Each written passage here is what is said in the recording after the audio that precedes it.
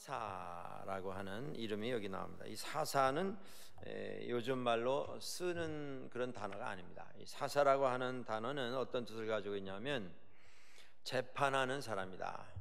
사건을 감당하여서 다스리는 역할을 하는 사람이다. 그런 뜻입니다. 이 사사는 한 200년 동안 이스라엘이 가나안 땅에 들어가서 왕이 세워지기 전까지 이스라엘을 인도하는 역할을 했던 지도자들입니다. 이 사사는.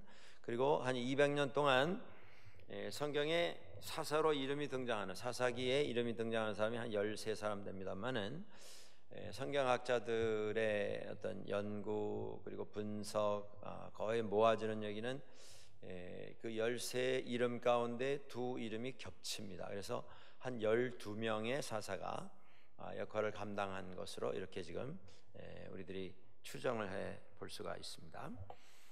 아까 말씀드린 것처럼 한 200여 년 동안 이제 이스라엘 사람들이 광야에서 한 40년 지내고 하나님의 인도하심 속에서 젖과 꿀이 흐르는 땅에 들어가게 된 다음에 그곳에서 정착하는 동안에 많은 일을 겪었습니다. 그 정착하는 기간이 쉽지 않은 기간이었습니다. 많은 연단과 시련이 있었고 유혹이 있었던 이런 기간이었습니다. 이 기간을 어떻게 보면 우리가 세상 살아가는 이런 우리의 인생 여정과 비슷한 기간이라고 생각해 볼 수가 있습니다. 꿈을 쫓아왔는데, 그래서 40년을 광야에서 기다렸는데 그 꿈이 이제 현실이 되어서 이스라엘 사람들 앞에 펼쳐졌습니다. 그 현실을 살아가는 이스라엘 사람들의 모습, 그것이 사사기에 나타난 이스라엘 사람들의 모습입니다. 여러분, 이것은 전에 내려오는 무슨 전설 이야기가 아닙니다. 이건 역사입니다. 역사. 이스라엘의 역사이고 이스라엘을 통하여서 우리에게 말씀하시는 하나님의 구원의 역사입니다. 우리가 연도를 좀 측정을 해 보면요, 여호수아가 이스라엘 사람들을 이끌고 모세가 이제 세상 떠난 다음에 이스라엘 사람들을 이끌고 가나안 땅을 이제 자기들의 거주지로 삼아서 요단강을 건너서 가나안 땅에 들어온 것이 주전 한 1250년 경입니다. 지금으로 하자면, 지금부터 우리가 시점을 잡아서 뒤로 돌아보자고 한다면 한 3260여 년 전 이야기입니다. 우리 대한민국의 역사가 이제 오래됐죠. 오래됐는데 사실 고조선 이전 역사는 기록이 없습니다. 고조선 역사도 굉장히 스케치합니다. 그러니까 좀 흐립니다. 이렇게 다 적어서 기록으로 남아 있는 게 아니고, 여기서 뭐 문서 하나, 저기서 돌비석 하나, 여기서 유품 하나, 저쪽에서 또 무슨 유적 하나, 이렇게 해서 우리가 추정을 하는 것이지, 그것이 뭐 자세하게 무슨 뭐 왕의 어록 해가지고 어느 날 몇 시에 왕이 뭐라고 말씀하셨다라고 기록되는 그런 역사가 아닙니다. 그런데 그 고조선의 역사라고 하는 것이 지금 여기에 나와 있는 이스라엘 사람들이 가나안 땅에 들어가는 주전 한 1200년경, 1250년경의 역사입니다. 그런데 너무 비교가 되는 것은 이스라엘의 역사는 마치 일기를 쓰는 것 같은, 무슨 영화 대본을 읽는 것 같은 그런 역사로 기록이 되고 있습니다. 여러분들 출애굽기를 우리가 보셨는데, 출애굽은요 1300년, 주전 1300년 경에 일어난 사건입니다. 그런데 그때 역사, 출애굽 역사를 보시면 한 장면 한 장면이 얼굴 표정 묘사까지 다 나오지 않습니까? 뭐 색깔, 숫자, 방향, 그 사람이 뭐라고 말했고 그 사람이 뭐라고 반응했고, 그래서 하나님께서 어떻게 그들에게 임재하셔서 그 일을 어떻게 다스리셨는지, 뭐 아주 우리가 영화 보듯이 연상을 하면서 읽을 수 있을 정도로 자세하게 나옵니다. 이게 이제 이스라엘 역사와 기타 다른 지역의 역사가 다른 면입니다. 하나님의 역사하신 그 구원의 역사는 이건 동화 얘기가 아닙니다. 전설 얘기가 아니고요. 훗날 사람들이 뭐 그러지 않았겠는가, 그랬을 것이다 해가지고 이렇게 전해 내려오는 말이 아니고, 이것은 수천 년 전부터 기록이 되어서 남아있는 하나님의 구원 역사의 기록입니다. 사사기도 그런 것입니다. 우리 한국 역사는요, 고조선 지나고 그다음에 뭐 그 시기에 무슨 뭐 여러분들 다 단어들 들어보셨죠? 무슨 뭐 발해, 그다음에 이제 밑에 내려가지고 삼한, 그다음에 삼국시대 신라, 백제, 뭐 가야, 그다음에 이제 북쪽에 고구려가 자리를 잡고, 그 삼국시대가 일어난 그때부터는 기록이 있습니다. 여러분들 그 삼국유사 뭐 이런데 기록이 남아 있는데, 그 전에는 뭐 기록이 거의 없습니다. 있었는데 다 유실됐고 남아 있는 기록이 거의 없습니다. 그런데 이스라엘 역사는 지금 우리가 이거 읽으면서 마치 무슨 연속극 보는 것 같아요. 네? 무슨 뉴스에 나온 장면을 보는 듯한 이런 묘사가 여기 나와 있습니다. 그러니까 지금 한 300년 전 이야기입니다. 오늘 우리가 같이 보시게 되는 이런 역사들이. 근데 그 역사 속에서 하나님께서 어떻게 이스라엘을 인도하셨는가, 우리가 좀 구절들을 찾아보면서 같이 교훈을 얻고자 합니다. 자, 여호수아가 이스라엘을 데리고 가나안 땅으로 요단강을 건너서 들어왔습니다. 그런데 그 땅이 무슨 콘도미니엄 아파트 다 완공이 되어서 이제 분양받은 분들 들어올 때 문에서 다 사인 받고 열쇠 주고, 그다음에 차고에 들어갈 수 있는 뭐 차고 열쇠, 파드 또 나눠주고, 무슨 뭐 스토리지룸 열쇠 나눠주고, 그런 식으로 가나안 땅에 들어온 게 아닙니다. 가나안 땅에는 이미 다른 민족이 그 땅을 차지하고 살고 있었습니다. 그 땅에 가장 자리를 든든히 잡고 있었던 족속은 우리가 잘 아는 대로 블레셋 족속입니다. 블레셋 족속이라고 하는 그 족속이 영어 발음으로 필리스틴입니다. 필리스틴. 그게 훗날 팔레스타인이 된 것입니다. 그러니까 그 지역에 원래 이스라엘이라고 하는 나라를 세우기 이전부터, 그 전서부터 여러 세대에 걸쳐서 그 땅에 정착을 하고 살고 있었던 족속이 블레셋 족속입니다. 그런데 1300년 전인데요, 그때 이미 블레셋 족속은 철기 문화를 가지고 있었습니다. 이게 이제 대단히 중요한 어떤 요소가 되는데요, 우리가 좀 기억해야 할 그 시대의 상황이 되는데, 왜냐하면 3300년 전에는 거의가 더 청동기를 쓰던 시대입니다. 그러니까 쇠라고 하는 것이 아직 소개가 되지 않은 지역이 더 많았어요. 그리고 그때는 거의가 금속이라고 하면은 청동을 이제 녹여서 그걸 갈아가지고 그걸로 뭐 연장도 만들고 밥그릇도 만들고 장식품도 만들고 하던 그런 시기인데, 그때 몇몇 좀 앞서가던 족속들이 쇠를 두드려 만드는 이걸 발견을 하기 시작했습니다. 그래서 이제 여기저기서 쇠로 만든 도구, 무슨 장식품, 그리고 제일 중요한 게 뭡니까? 고대 사회에 쇠로 만든 무기가 등장하기 시작했습니다. 여러분들 놋그릇, 한국에도 놋그릇이 있죠. 옛날부터 양반들 뭐 쓰던 이런 그 식기들이 옛날에 다 이제 놋그릇이었고, 아마 이 방에 모인 분들 중에도 놋그릇 써보지 않은 분들이 있을 거예요. 정 목사님 댁에 놋그릇 있었습니까? 없었죠. 예. 근데 제가 어릴 때만 해도 집집이 녹그릇이 다 한 질은 있었어요. 한 세트는. 그래서 1년에 몇 번씩 이제 녹그릇 닦는 날이 있잖아요. 여기 계신 분들 다 녹그릇 닦아보신 기억이 나세요? 그 이제 오래되면 좀 이렇게 거무직직하게 칙칙하게 이렇게 때가 묻으면 그걸 이제 제 기억에는 그 연탄재로 물에다 적셔가지고 지푸라기 그 기억나세요?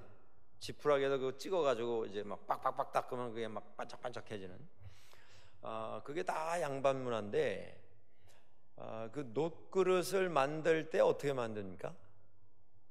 정통 방법이 뭐예요? 놋그릇 만드는 방법. 녹여서 붓는 거는 그거는 가짜입니다.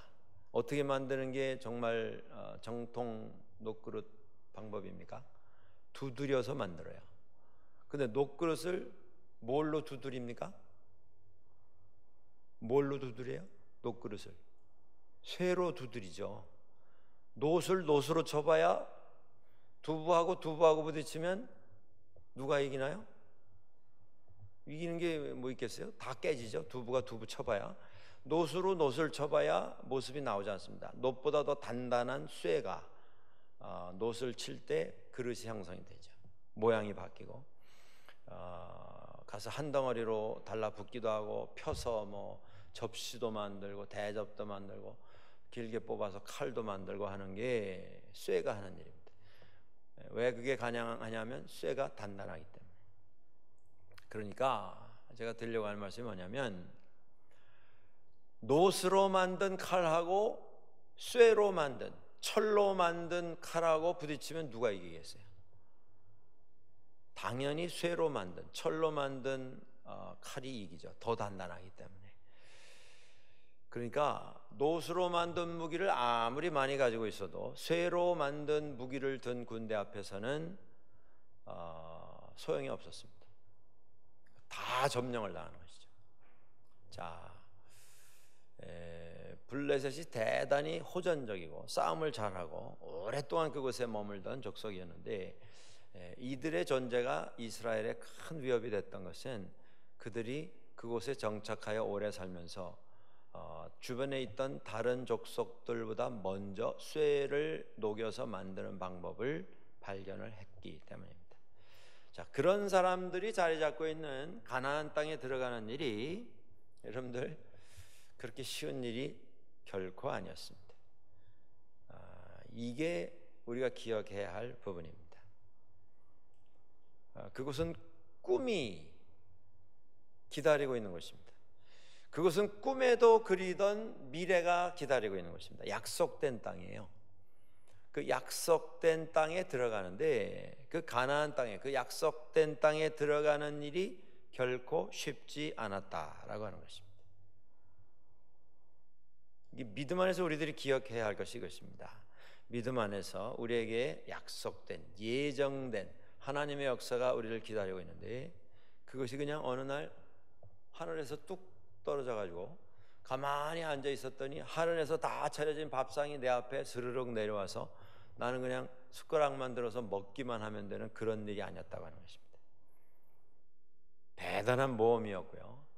위험이 따라오는 모험이었습니다. 그 싸움에서 과연 이길 수 있을 것인가를 의심할 수밖에 없는 상황을 그들이 싸워서 이기고 극복해야 하는 그런 일이 가나안 정복이었습니다. 지금 이스라엘 사람들은요 40년 동안 광야에서 돌아다니다가 가나안 땅에 들어온 사람들입니다. 40년 전에 나올 때에 애굽에서 나올 때에 무슨 뭐 최신 무기를 가지고 나오질 못했어요.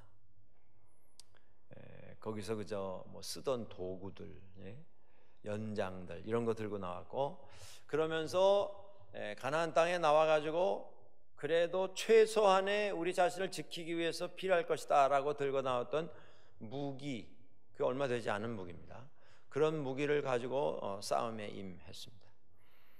그런데 지금 광야에서 40년을 뭐 여기서 한 6개월 있다가 또 옮겨서 그 다음 장소에 가서 한 6개월, 1년 있다가 또 옮기고 계속 이러는데 언제 거기서 뭐 돌을 캐다가 불을 떼 가지고 돌을 녹여 가지고 뭐 쇠를 만들고 어림도 없는 얘기죠.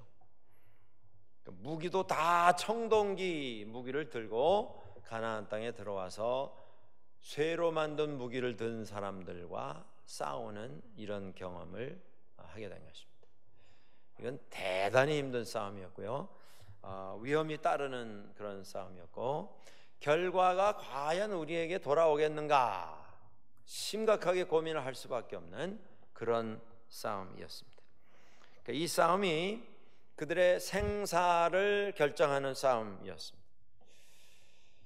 그들이 얼마나 마음고생을 했겠는지 우리가 생각해 볼 수가 있습니다. 자, 하나님께서 이 땅을 내가 너희에게 주리라 말씀하셨는데, 그 땅은 어떤 땅이냐면요, 지금 이스라엘과 거의 비슷한 그런 크기의 땅인데, 그 땅은 남북으로 이렇게 길게 위치해 있습니다. 이스라엘을 여러분들이 이렇게 보시면 이스라엘의 동쪽은 육지입니다. 요단강이 동쪽 경계선입니다. 그 강을 건너면 지금의 요르단입니다. 요르단. 그리고 북쪽에는 시리아가 있어요. 밑으로 내려가면 시나이 반도가 이어집니다. 동쪽에는 광야고요. 그러니까 거기는 사람이 살 수가 없는 곳입니다. 서쪽으로 가면 지중해 바다예요. 자, 이 부분을 이제 몇 가지로 우리가 구분해 볼 수가 있는데요. 이쪽에 광야 지역이 있습니다. 거기는 이방 족속이 살았어요. 암몬, 모압, 미디안 이런 그 지역입니다. 이쪽이. 거기서 이스라엘과 굉장히 그 대적 관계에 있는 이방 족속들과 어떤 그 긴장 관계가 계속 유지가 되는 그런 곳이 동쪽에 있었고요. 서쪽으로 가면 요단강이 경계이고, 요단강부터 이 서쪽으로 올라오면서 거기는 산악 지역입니다. 그러니까 요단강은요, 산에서부터 계속 이렇게 내려가는 계곡 밑에 흘러가는 그런 강입니다. 요단강이 북쪽에서 남쪽으로, 갈릴리 호수에서 물이 넘쳐서 그 물이 흘러서 사해바다 혹은 염해바다, 그곳까지 흘러내려가는 그 짧은 강이 요단강인데, 그 강은 해면보다 더 아래쪽에 있습니다. 그 지하로 지금 그 사해 혹은 염해라고 하는 그 남쪽에 있는 짠물, 거기는 바다보다 자그마치 200m 이상 더 지역이 낮은 데 자리 잡고 있습니다. 이스라엘은요, 굉장히 이상한 동네입니다. 지질학적으로. 지금 이 지구상에 해면보다 낮은 곳에 있는 땅들이 있어요. 이 육지 안에 한참 안쪽으로 내륙으로 들어가면 지역이 낮아지면서 이 바다 수면보다도 오히려 마이너스 지역에 마른 땅이 나와 있는 곳이 여러 군데 있습니다. 그런데 이 염해 혹은 사해가 자리 잡고 있는 것처럼 200 몇십 메타 바다 수면에서 내려가서 마른 땅이 나와 있는 곳은 지구상에 그 이스라엘 땅밖에 없습니다. 참 희한한 곳이에요. 20m도 아니고 200 몇 메타가 바닥으로 내려가서 있는데 거기가 바짝 말라져 있어요. 그리고 사람들이 다 삽니다, 그 안에. 그래서 이제 이스라엘의 관광청에서 뭐라고 선전을 하냐면, 지구상에서 자연적으로 산소 농도가 이 지구상에서 가장 높은 곳이 이 사해바다 근처다. 산소가 조금 다른 공기보다 무겁거든요. 그래서 이 아래쪽으로 이렇게 내려오는 그런 자연적인 현상이 있는데, 그러니까 산소 농도가 그만큼 이제 바다보다 더 낮은 지역이 없기 때문에 지구상에서 가장 그 공기가 좋은 곳이다. 그렇게 이제 선전을 합니다. 그것이 요단강을 끼고 내려가는 계곡이고요. 그 다음에 산이 있고, 그 산에서 지중해 쪽으로 이렇게 경사가 내려갑니다. 쭉 그러면서 해안 평야 지역이 이 지중해 쪽에 이렇게 이어집니다. 그러니까 이스라엘의 한 절반은 그래서 평야입니다. 요단강에서 올라오는 산악지역이 있고 그 나머지는 다 평야입니다. 지중해 쪽으로. 그렇기 때문에 북쪽의 강대국, 예를 들어서 무슨 시리아, 그리스, 페르시아, 그 이후에 나타나는 로마, 이런 나라들이 남쪽에 있는 그 시대의 최고 강국이라고 하는 이집트를 쳐들어갈 때는 갈 수 있는 다른 길이 없어요. 배 타고 가든지 걸어가려면 반드시 이스라엘을 통과해야만 애굽을 내려갈 수가 있습니다. 이스라엘이 아니고 동쪽으로 나가면 광야예요. 거기는 물이 없습니다. 나무도 없습니다. 풀도 없습니다. 그러니까 잘못 들어가면 다 죽습니다. 그러니까 수만 명, 수십만 명 군사를 끌고 광야로 들어가는 어리석은 사람은 없죠. 그러니까 물이 있는 곳, 푸르름이 있는 이스라엘을 통과해야만 내려갈 수 있습니다. 근데 전쟁이라고 하는 것이 어떤 한 나라가 이기기도 하지만 이 세상에 영원한 왕국이 없었던 것처럼 한때 이겼던 나라는 반드시 패하게 되어 있습니다. 그게 지구 역사입니다. 인류의 역사고. 자, 북쪽에 있던 나라가 그 당시에는 이집트를 점령해야만 세상에 어떤 패권을 준다. 그것이 현실이었기 때문에 전쟁이 나면 항상 이집트로 쳐내려갔습니다. 그리고 시간이 지나면 이집트가 또 이기면 쳐내려왔던 적군을 내어쫓기 위해서 또 쳐 올라갑니다. 쳐 올라가는 사람도 이스라엘을 또 밟고 지나가요. 쳐 내려올 때도 밟히고 쳐 올라갈 때도 밟히고 계속 밟히는 겁니다. 나라가 바뀔 때마다, 왕국이 바뀔 때마다, 패권이 바뀔 때마다 매번 내려왔다 올라갔다 내려갔다 올라갔다. 그게 이스라엘입니다. 그 딱 통로에 자리 잡고 있어요. 아까 말씀드린 것처럼 동쪽은 광야이기 때문에 사람이 나갈 수가 없어요. 나가면 죽습니다.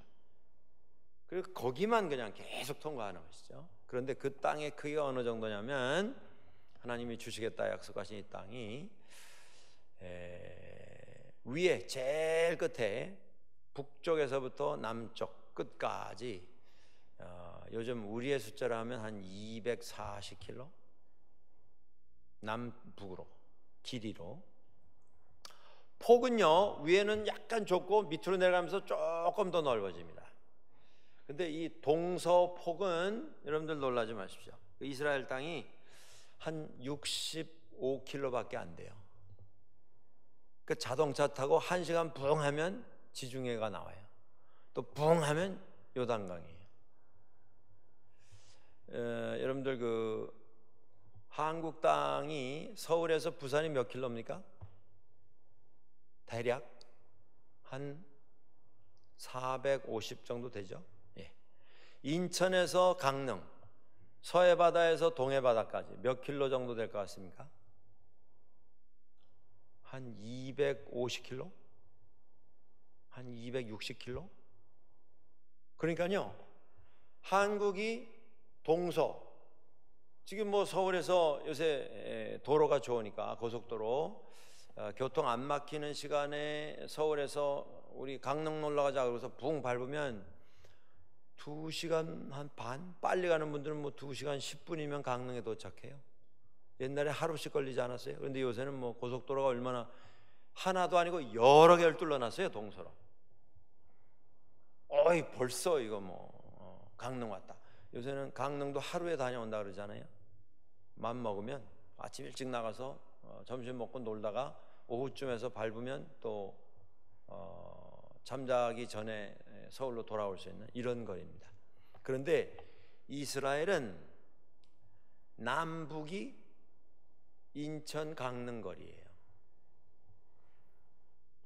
동서는 서울에서 한 65km면 어디쯤일까요?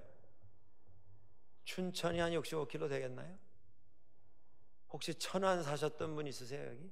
천안이 한 60km 되죠? 서울에서. 그러니까 이 땅이 얼마나 그 자그마한 땅인지 여러분들 한번 상상을 해보시라 그런 말씀이에요. 그런데 그 자그마한 땅을 하나님께서 그들에게 주시겠다 말씀하셨고, 지난 한 2000년 역사 속에서 그 자그마한 우리나라 땅덩어리로 비교를 하자면 경상남북도 합쳐놓은 거 정도의 땅 크기입니다. 동서로 한 65km, 남북으로 한 240km. 경상남북도 합쳐놓은 거 정도. 그런데 그 땅이 이 세상의 정치의 중심지가 됐고 이 세상의 종교의 중심지가 되어 있습니다. 그 땅을 내가 너에게 주리라 말씀하셨습니다. 자, 하나님께서 그 땅을 주실 때에 그 땅을 그냥 걸어 들어가서 빈집에 문 열고 들어가서 사는 게 아니고 그 땅을 점령하도록 하셨습니다. 그게 하나님의 뜻이었어요.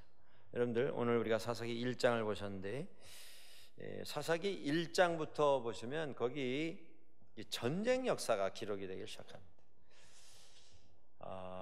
민수기도 그렇고 뭐 신명기에도 그렇고 이 사사기에도 그렇고 구절들을 읽어보면 전쟁하는 이야기가 참 많이 나옵니다. 그런데 그 전쟁이 지금부터 3300년 전 전쟁의 모습을 그려놨기 때문에 어떤 모습은 아주 끔찍합니다. 그냥 뭐 전쟁에서 크게 이겼다 그러고 지나가면 좋겠는데 오늘 본문에도 나오잖아요. 뭐 10,000명을 죽였다. 예? 명수까지 나오고 거기 뭐 어떤 데 찾아보면 그곳에 살고 있는 주민을 다 전멸을 시킵니다. 군인만 전쟁에서 죽은 게 아닙니다. 평민도 죽었어요. 근데 그 죽은 사람들 보면 남녀노소, 그죠? 목숨 있는 사람은 다 죽어야 하는 이런 그 장면들이 한 곳이 아니고 여러 군데 나옵니다. 구약 성경에 왜 이런 일이 나올까? 여러분 생각해 보신 적이 있으십니까? 혹 이 장면을 보시면서 고민해 보신 분이 이 자리에 계신지 모르겠어요. 구약의 하나님은 왜 이렇게 전쟁을 자꾸 시키셨는가? 왜 이렇게 전쟁을 해도 사륙을 허락을 하셨는가? 어떨 때는 뭐 명령을 하시잖아요. 거기 있는 생명은 하나도 살려놓지 마라, 살려두지 마라. 어떤 성은요 사람만 죽은 게 아니고 짐승까지 다 죽었어요. 호흡하는 건 다 없애버려라 그렇게 말씀하셨습니다. 그런데 구약 성경에 나오는 이 장면을 보면서 특별히 이제 사춘기를 지나는 우리 젊은이들이 많이 고민합니다. 하나님은 이건 너무 잔인하신 것 아닌가? 우리가 예배하고 우리가 믿는 이 기독교 신앙 안에 이런 역사가 있다고 하는 거 이걸 우리가 어떻게 받아들여야 하는가? 이게 정말 내가 믿는 하나님이 명령하신 것인가? 뭐 이런 이제 의구심을 가지는 때가 참 많이 있습니다. 그런데 우리가 생각할 것이 하나 있습니다. 그게 뭐냐면 지금 구약의 역사는요, 이게 적어 내려간 걸 쭉 우리가 찾아보시면 잔인한 장면이 한두 군데가 아니에요. 여러 군데 나옵니다. 특별히 이 부분에 있어서 가나안 땅 점령에 들어가는 부분에 있어서. 그런데 이 기록은 관점이 어디 있냐면 하나님께서 이스라엘을 어떻게 가나안 땅으로 옮기셨는가를 우리에게 알려주는 것이 목적이지 뭐 사람이 몇 죽었나 안 죽었나 뭐 어느 쪽이 더 많이 죽었나 어느 쪽이 더 많이 살아남았나 그게 관점이 아닙니다. 여러분들 그런 것이 관점이었다고 하면 이렇게 숫자까지 다 적었겠습니까? 이 잔인한 장면까지 다 묘사했겠어요? 그게 목적이 아닙니다. 그러니까 우리가 지금 목적이 아니고 나타나 있는 그 장면 때문에 목적을 다 놓아버린 채 그 장면에 사로잡히면 이건 성경의 본질을 우리가 놓치는 이런 일을 하게 되는 것입니다. 이 우리 그 인간의 어떤 상식, 인간의 어떤 우리가 가지고 있는 한계 이런 것에 대해서 우리가 갈등을 가질 수도 있어요. 저도 이 장면을 어릴 때 처음 읽으면서 좀 가슴이 뜨끔뜨끔한 적이 있었습니다. 그런데 그것은 우리가 훗날 그것이 정 궁금하다면 하나님 앞에 가게 됐을 때 그 자리에서 우리가 묻고 그 자리에서 확인받을 수 있는 내용이 될 것입니다. 그러나 그것 때문에 성경 말씀을 놓는 일은 없어야 됩니다. 그건 성경 말씀이 우리에게 선물하고자 하는 뜻이 아니기 때문에, 목적이 아니기 때문에. 성경에는요, 별하별 이야기가 다 적혀 있습니다. 네. 우리 이스라엘 그 조상들이 실수한 것, 실패한 것, 죄 지은 것. 여러분, 이것이 사람이 후손에게 남겨주는 조상에 대한 이야기로 적었다라고 하면 이렇게 못 적죠. 이렇게 안 적습니다. 네. 여러분들 그 조선 역사가 한 500여 년 되는데, 조선 역사에 얼마나 끔찍한 일들이 많습니까? 조선 역사는 시작부터 끝까지 정쟁이 끝난 적이 없습니다. 태조 때부터, 이성계 때부터. 왜냐하면 그게 이제 반란을 통해서 세워진 나라이기 때문에 처음부터 단속을 아니하면 언제 어디서 치고 올라올지 모르기 때문에 계속 잡아내서 죽이고 귀양 보내고, 그러면 또 그 자손 때에 가서 그 복수가 또 반복이 되고, 이런 일이 계속 진행이 되는데, 그 역사를 그때는 왕의 일거수일투족을 다 쫓아다니면서 그림처럼 적어 내려가는, 기록하는 사람이 쫓아다녔습니다. 왕이 하는 말씀은 한마디도 안 빼고 다 적었어요. 그런데 그렇게 적은 역사도 나중에 보면 후손 때에 가가지고 자식이 자기 아버지 역사를 좀 미화를 하느라고 그걸 뜯어 고치는 이런 역사가 후대에 일어납니다. 사람의 역사는 그래요. 그건 절대 못 건드리게 돼 있는 역사인데도 왕도 고칠 수가 없어요. 내가 한 말 그 두 줄 그건 지워라, 그렇게 못하게 돼 있었습니다. 그럼에도 불구하고 역사를 바꾸는 일들이 후대에 내려가서 일어나게 됩니다. 왜 그렇게 됩니까? 미화시키기 위해서, 좋게 좀 포장을 해서 후대 사람들이 좋은 인상 받도록 하기 위해서 그런 일들을 저질렀습니다. 사람이 사람에게 남겨주는 기록이라고 하면 내게 좀 손해가 될 일, 내 후손들에게 부담이 될 일은 다 뺐을 것이에요.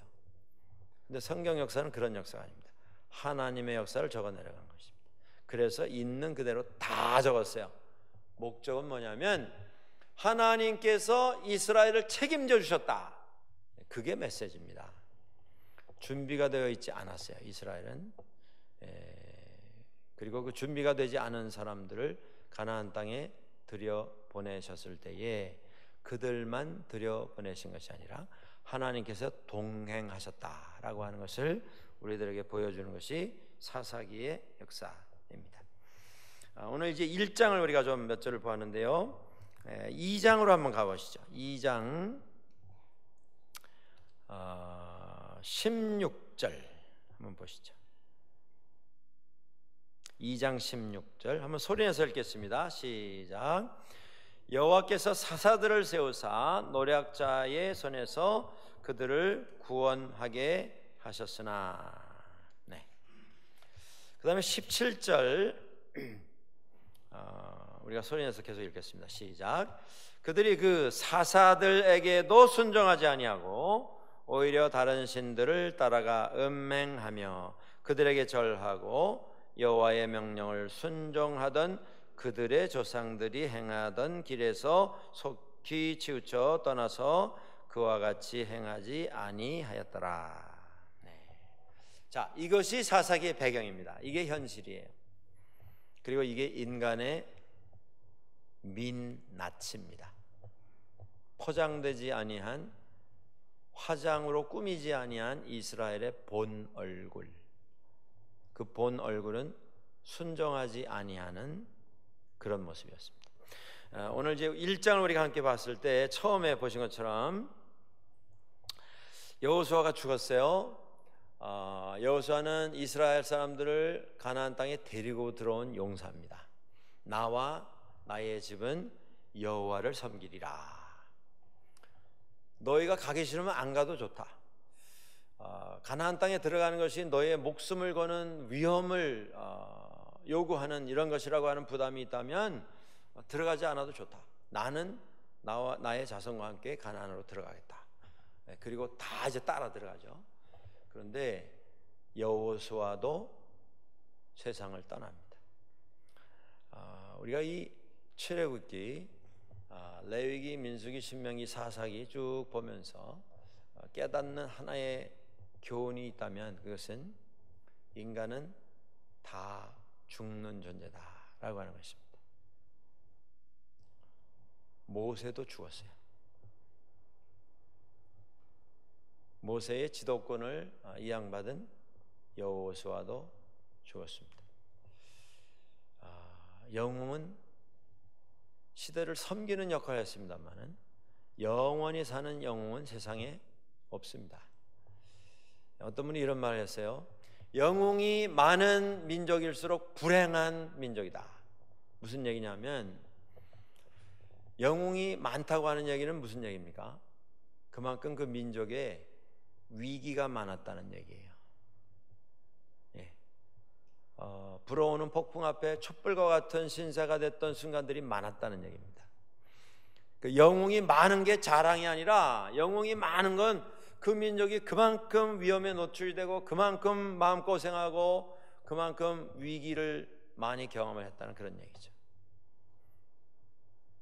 한국은요, 위기를 참 많이 겪었던 민족 중에 하나입니다. 이스라엘만큼 많이 시달렸어요.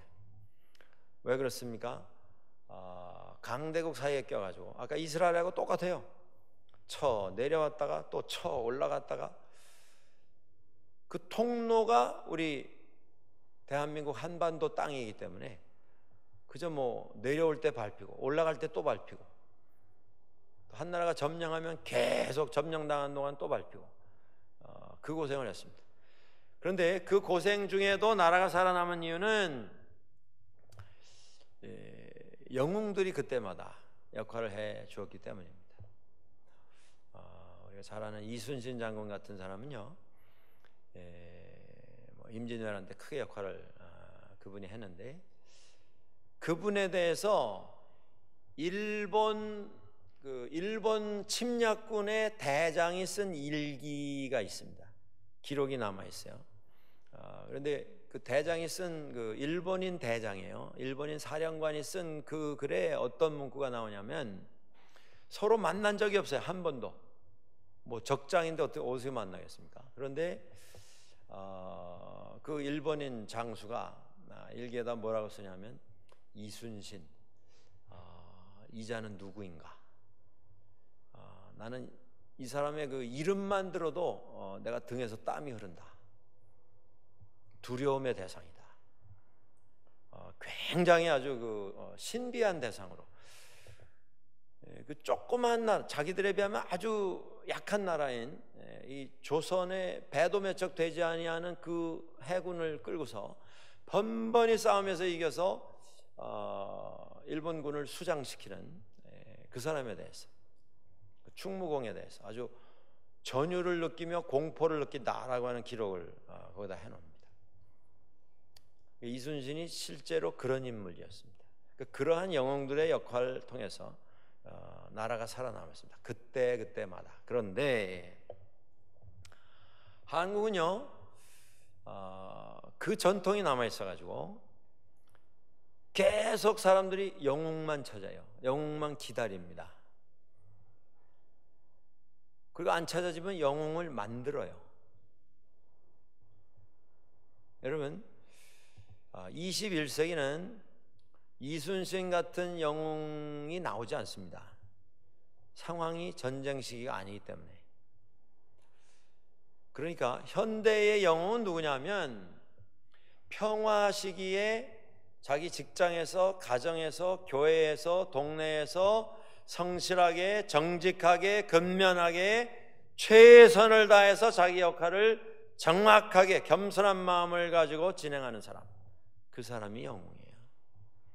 그러니까 그런 사람들이 사회 속에서, 세상 속에서 영웅으로 인정받는 그 사회가 제대로 된 사회입니다. 그러니까 한국은요, 그런 것에는 관심이 없어요.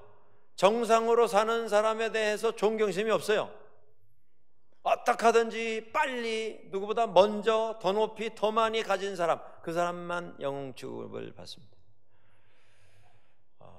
요전에 한국에서 젊은 남자 하나가 내가 뭐 돈 한 푼 없었는데 지난 몇 년 동안 내가 주식에다 투자를 해가지고 뭐 200억, 300억을 만들었다. 그걸 또 뉴스에서 또 뭐 이렇게 해가지고 이 사람이 이런 돈을 벌었댄다 막 이제 띄워준 거예요. 그래가지고 또 TV 방송에 나와가지고 돈 버는 법 강의를 하고요, 선전을 하고 내가 돈 버는 법 가르칠 테니까 얼마를 내고 등록을 해라. 등록비를 또 뭐 몇백만 원씩 받고, 그리고 이 주식을 사면 틀림없이 이거는 뭐 대박 난다. 그래가지고 사게 했는데 산 사람마다 다 몇천만 원씩 다 잊어버렸어요. 몇 억씩 다 잊어버렸어요. 나중에 알고 보니까 이 사람이 주식을 공부한 적도 없고 주식으로 돈을 번 적이 없어요. 등록비 가지고 그걸로 이 사람이 흥청망청 쓰면서 돈 벌겠다고 온 사람들 낸 수업료 받아가지고 그거 가지고 호강하면서 살다가 이게 사기죄로 탄로가 나서 지금 형무소 갔습니다. 어떻게 하든지 남이 못하는 거 하는 사람만 찾아요. 영웅을 찾습니다. 근데 영웅이 없어요. 그러니까 만들어요. 영웅을 계속 찾는 사회는 병든 사회입니다. 누가 영웅이에요?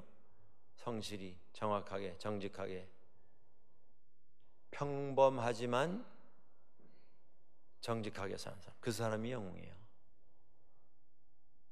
하나님께서 이스라엘의 그 전쟁 시기에 영웅들을 쓰셨는데 그 영웅들이 곧 사사입니다. 그 영웅들은 전쟁을 하기도 했고요, 때로는 어떤 그 외교 관계 속에서 어려운 문제를 해결하기도 했고, 때로는 나라 안에 일어난 싸움을 말리는 이런 일을 하기도 했습니다. 이 사사들의 역할을 통해서 우리 지금 대한민국이 처해 있는 이 위기 상황에 대해서 우리가 깨달아야 할 것이 참 많이 있습니다. 도대체 우리가 이 시기에 나라를 위해서, 지금 전쟁 시기는 아닙니다만은 우리가 어떤 모습으로, 정말 하나님 원하시는 모습으로 나라를 위해서 기도하고 내가 살고 있는 사회 속에서 내가 어떤 역할을 감당할 수 있을 것인가를 이 사사기를 통해서 우리가 함께 고민을 하면서 찾아볼 수 있게 되기를 원합니다. 사사는 아까 말씀드린 대로 하나님께서 부르셔서 세우신 민족의 대표자들이었습니다.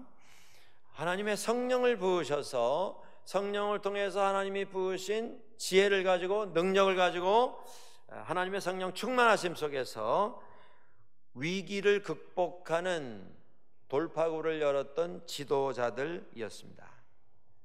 사사들은 백성들 가운데 생겼던 문제를 해결하는 사람들이었습니다. 외교 문제에 있어서 어려운 상황을 극복을 했던 이런 사람들이었습니다. 그들이 판단을 필요로 하는 곳에 정확한 하나님의 판단을 사람들에게 선포함으로써 판단의 기준을 세웠던 재판장과 같은 역할을 했던 이런 사람들이었습니다. 그런데 그들이 활동했던 그 시기가 우리가 이제 9절에서 찾아본 것처럼 사람들이 사사의 말도 귀 기울이지 아니하는 불순종의 시기였다라고 하는 것입니다. 여러분들, 요즘 하나님이 말씀하셨다 라고 선포해서 귀를 기울일 사람이 얼마나 많이 있겠습니까? 요즘 세상이 딱 그런 모습입니다. 지금 이전에 광야에서 사람들이 헤맬 때 무진고생을 했습니다. 하루하루 그냥 그날 사는 거예요. 하루살이처럼. 내일이 어떻게 될지 몰라요. 뭐 땅이 있습니까? 무슨 전답이 있습니까? 집이 있길 합니까? 완전히 공중에 떠서 살았어요, 40년을. 그러다가 가나안 땅에 들어왔습니다. 광야 40년에 비하면 가나안 땅에 들어와서 사는 이 삶은요, 비록 그곳에 아주 호전적인 무기를, 훨씬 좋은 무기를 가지고 오랫동안 싸움의 훈련을 쌓아온 그런 족속들이 그 땅에 살면서 이스라엘을 위협을 하긴 했습니다만은, 그럼에도 불구하고 광야 생활과는 비교할 수 없는 편안한 삶이었습니다. 우선 내 땅이 있어요. 내 땅이에요. 내 땅. 내 집이 있습니다. 더 이상 천막을 걷었다 폈다 뭐 또 지고 며칠을 가서 거기다 다시 펴놓고 또 몇 달 살다가 또 옮겨라면 다 걷어가지고 옮기는 그런 걱정, 그런 수고를 하지 않아도 됐습니다. 매일 먹는 게 고민이었어요. 마시는 게 이게 뭐 있다 없다 불안하기 짝이 없습니다. 그런 고민을 하지 않아도 됐습니다. 그런데 이상한 것은요, 광야에서는 물론 거기서도 실수가 있고 거기서도 하나님 앞에 불순종해서 하나님의 분노를 사서 벌을 받는 이런 일들이 있었습니다. 그러나 광야에서는 어쨌든 그냥 하루하루 주님 바라보며 사는 겁니다. 내일 어떻게 될지 몰라요. 그러니 하나님 안 쳐다볼 수가 없어요. 하나님만 바라보고 하나님만 의지하고 살아갈 수밖에 없었습니다. 그런데 희한한 것은 삶은 더 편해졌는데, 훨씬 더 풍성해졌는데요, 훨씬 더 안전해졌는데 사람들은 엉뚱한데 눈을 팔기 시작합니다. 참 이상하지 않습니까? 더 잘 살면, 더 편해졌으면 시간이 많아지지 않습니까? 여유가 생기지 않아요? 그러면 그 생긴 시간, 그 여유를 하나님 생각하고 말씀 연구하고 어떻게 하면 우리가 예배를 더 의미 있게 잘 드릴 수 있을 것인가를 연구할 것 같은데 그렇지 않았다고 하는 것입니다. 그게 인간의 꾸미지 아니한 원래의 모습입니다. 그게 이스라엘이 신앙이 제일 좋았던 때가 언제냐면 광야 40년입니다. 이게 얼마나 큰 모순입니까? 그런데 더 큰 문제는 뭐예요? 이스라엘 사람만 그렇지가 않더라는 거죠. 우리가 그렇습니다. 내가 그렇습니다. 지금 인간의 삶을 통해서 많은 것이, 내 자신의 모습을 한번 돌아보시죠. 다른 사람 얘기할 거 없습니다. 경험이 많아졌죠. 경험에서 오는 어떤 좀 능숙함이 있죠. 우리에게 열심히 일하면서 그래도 30년 전보다는 우리가 낮게 살고 있지 않습니까? 20년 전보다, 10년보다는 그래도 그때보다는 안정된 삶을 우리가 누리고 있지 않습니까? 근데 영적으로 우리 삶이 편해진 만큼 영적으로 좀 성숙, 성장, 영적으로 부흥했는가?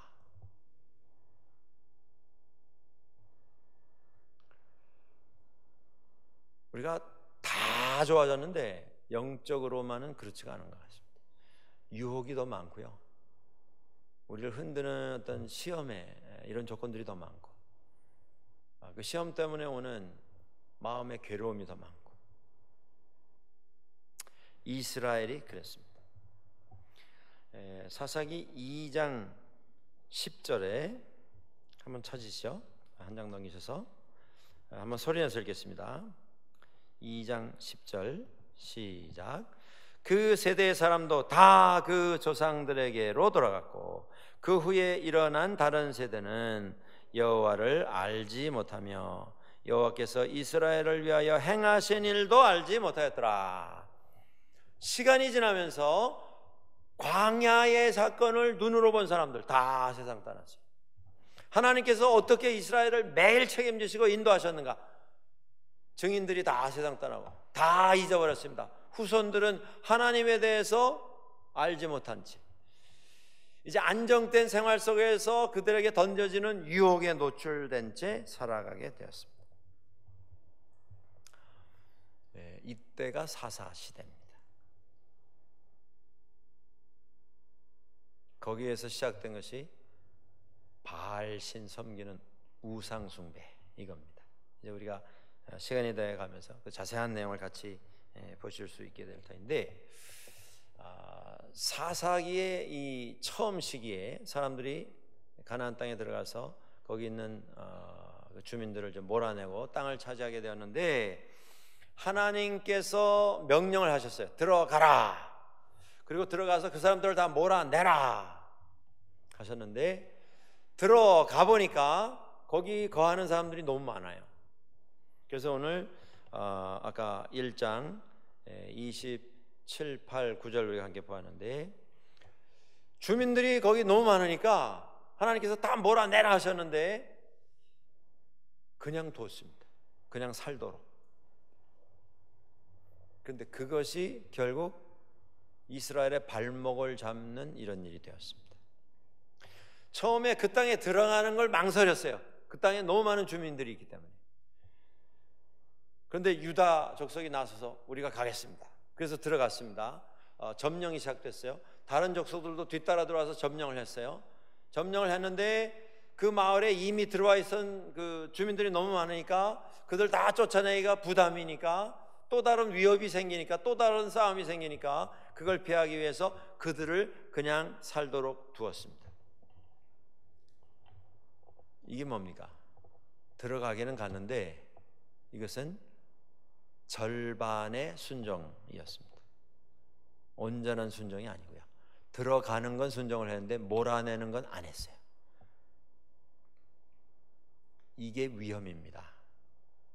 여러분, 아브라함이 하나님 앞에 부름받아서 하나님을 믿고 고향을 떠난 이후에 실수했어요. 애굽에 가가지고 자기 아내 사레가 내 누이다, 우리는 부부가 아니라 우리는 오누이다, 그렇게 말을 했어요. 왜 그랬습니까? 아내 사레의 모습이 너무 고와서 그 땅에 있는 그 이방인들이 자기를 죽이고 아내를 뺏어갈까봐, 죽을까봐 걱정해서 아내에게 다른 사람이 묻거든 네가 내 누이라고 해라, 그렇게 말합니다. 그런데 사레는요, 친척이에요. 친척. 그러니까 한 사촌, 한 육촌, 8촌 동생쯤 되는 그런 사이입니다, 아브라함하고. 그러니까 사레 보고 내가 나의 누이가 된다고 다른 사람들에 말해라. 그게 거짓말입니까? 사실입니까? 사실이기도 하고 거짓말이기도 해요. 그걸 우리가 뭐라고 부릅니까? 절반의 진실. 근데 이게 문제입니다. 우리 사람은요, 절반의 진실을 말하면서 이걸 진실이라고 스스로 위로를 합니다. 절반의 진실이라는 얘기는 뭐예요? 절반의 거짓이라는 얘기거든요. 하나님 앞에서 진실이면 진실이고 거짓이면 거짓이지 절반은 없어요. 근데 우리 인간은 절반만 진실이면 그걸 진실이라고 스스로 위로하고 그걸 붙잡으려고 합니다. 이스라엘 사람들이 그랬어요. 가나안 땅에 들어갔는데 들어는 갔는데 모라는 안 냈어요. 근데 들어갔다고 하는 걸로 위로를 삼은 겁니다. 우리 하나님 말씀에 순종했다. 이건 절반의 순종이었어요. 절반의 순종은 절반의 불순종입니다. 그러면서 생활이 시작됐어요. 동거가 시작됐습니다. 이방인들과 그들과 한 마을에서 함께 어울리면서 살았습니다. 살다 보니 서로 교류가 생겼어요. 그리고 그들의 문화 속에 젖어 들어가기 시작합니다. 그들은 훨씬 오래전부터 정착된 문화를 이미 가지고 있었어요. 그 문화가 뭐냐면 바알신 섬기는 문화입니다. 이게 문제였어요. 다 몰아내고 하나님만 섬기는 신앙생활을 했어야 하는데 몰아내지 아니하고 들어간 것으로 순종했다. 스스로를 속이고 스스로에게 거짓말하고 같이 살면서 그 이방 신 섬기는, 귀신 섬기는 문화가 넘쳐 들어오기 시작합니다. 여기서 문제가 생겼습니다. 그러니까 오늘 우리가 사는 세상이 똑같습니다, 여러분들. 세상에서 하나님 믿되 온전히 믿어야 합니다. 하나님만 믿어야 합니다. 하나님만 우리를 책임져 주실 수 있는 분이기 때문에 적당히 하나님 적당한 분량만큼 믿고 나머지는 내가 원하는 대로 다 하고, 그건 결국 100%의 불신앙을, 불순종을 가져오는 통로가 될 것입니다. 이걸 기억하셔야 합니다. 이것이 사사기를 시작하면서 우리가 기억해야 할 오늘 저녁의 교훈입니다. 이 말씀을 기억하시고 앞으로 사사기를 통해서 하나님 주시는 그때의 교훈 마음에 새기시고, 유혹이 사방에 널려 있는 이 세상에서 하나님만 바라보며 승리하며 살아가는 우리들이 될 수 있기를 주의 이름으로 간절히 축원합니다.